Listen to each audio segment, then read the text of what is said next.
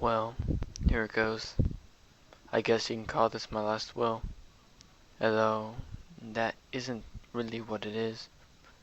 I'd say it's more of a confusion than anything else, but honestly, I'm not really even sure if what I am writing is true or not. I grew up as a normal kid, decent neighborhood, with loving parents.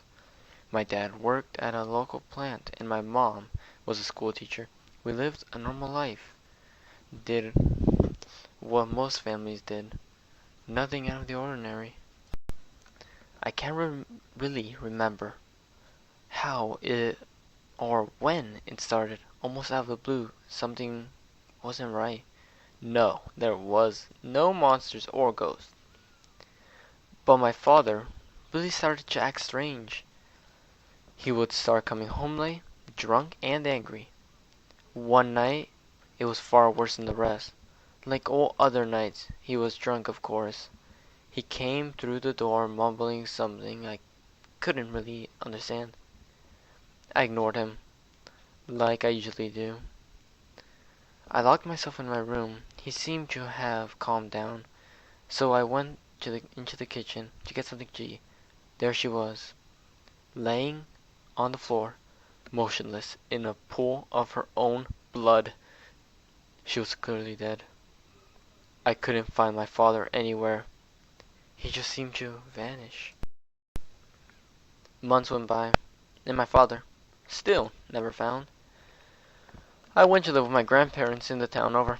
Everything started to go back to normal. Well, as normal as it could be after you find your mother, after your father bludgeoned her to death.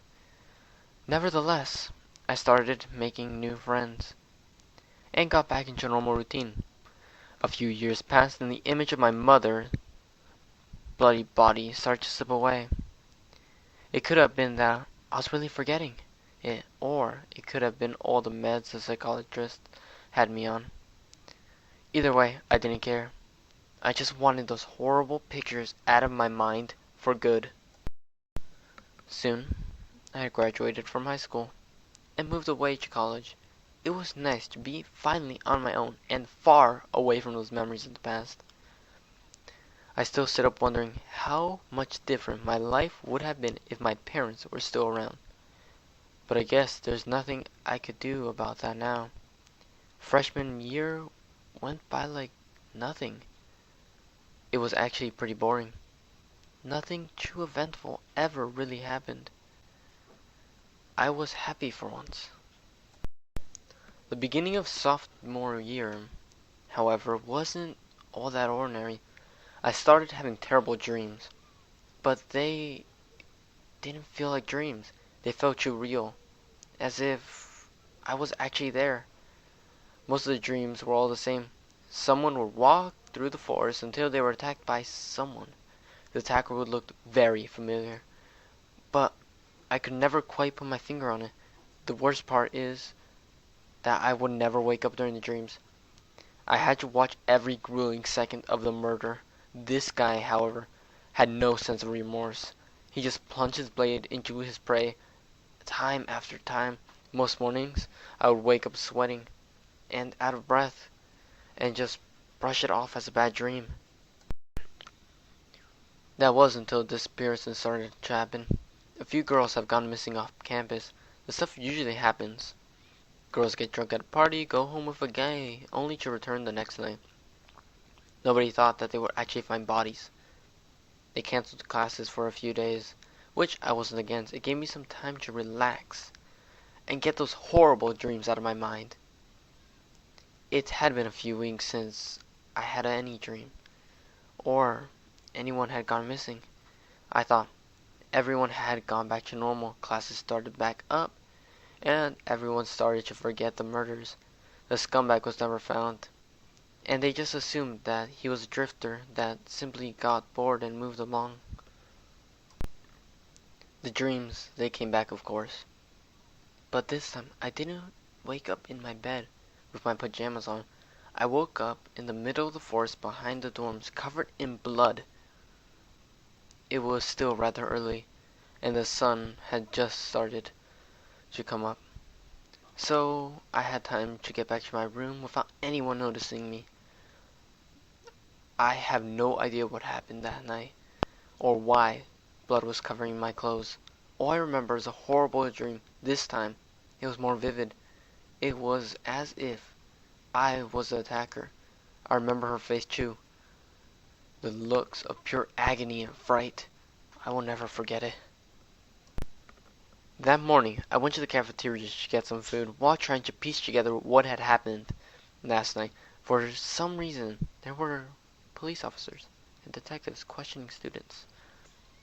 I didn't think nothing much of it until they questioned me. They showed me a picture.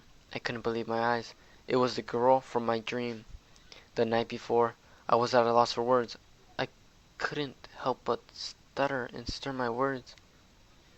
That's when they asked me to search my room. I of course cooperated because I didn't think they'll find anything. After a few minutes of turning my room upside down, they still hadn't found whatever they were looking for. That was until they searched my closet. I didn't know if I had expected them to find something or if I wanted them to find something. Hidden in the ceiling underneath one of the tiles was a knife, covered in blood. I couldn't believe my eyes. Was I the killer? Were all those dreams real? I said nothing as they cuffed me and read me my rights. My nightmares were coming true. Now, it had been a few months since it all happened. I went to trial. Those were the worst days of my life. I just wanted to die. Every single picture they showed me was a person that was in my dream. In the total, they linked me to 10 different murders. I don't remember a single one.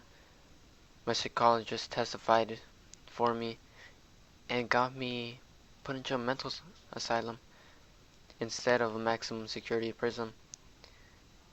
She said finding my mother murdered had such an impact on my subconscious that I committed all these horrible murders without even knowing it. I remember learning on the TV that most serial killers don't feel remorse for what they have done. Every night I lay awake wishing I could have taken it all back. I'm a monster. I wish they gave me the death penalty. Today, my father visited me at the hospital. I tried to tell the nurses and security guards that he was the one who killed my mother when I was a child.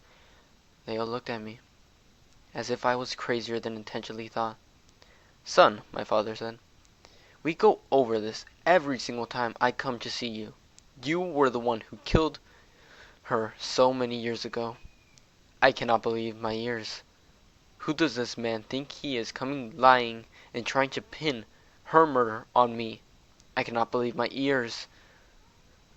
Would he do this to me? What a fucking coward. Finally, I convinced my shrink at my hospital to let me see my files.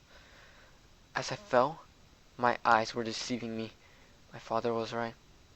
I murdered my own mother when I was 14, and I was admitted into a mental hospital when I was 18. My grandparents, they never existed. They died long before I was born. I was never in college. I was nothing more than a crazed drifter who settled down in college towns for a few months while I killed those girls. My mind somehow made up stories to cope with what I've done. I don't want to be here. I don't want to be a serial killer or a murderer. I never meant to hurt anyone. That's why I must end this. It's kind of ironic how someone that in his conscious mind will never harm a fly murdered 11 people in cold blood. I have to kill myself before I hurt anyone else. Today, I woke up covered in blood again.